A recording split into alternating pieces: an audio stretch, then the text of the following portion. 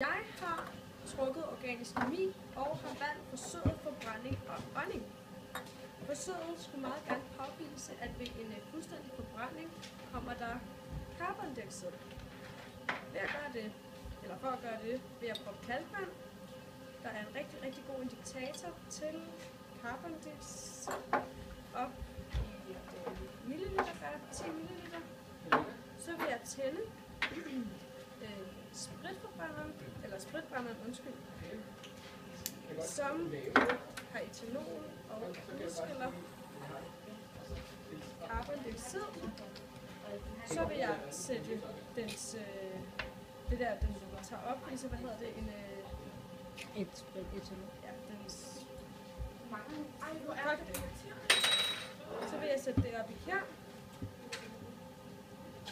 Så vil jeg hælde de 10 ml kalkvand op i og ryste.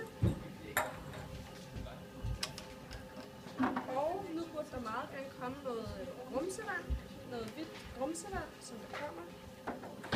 Og ved det, grunden til at der kommer noget hvidt grumsevand, er på grund af noget med reaktionsskema.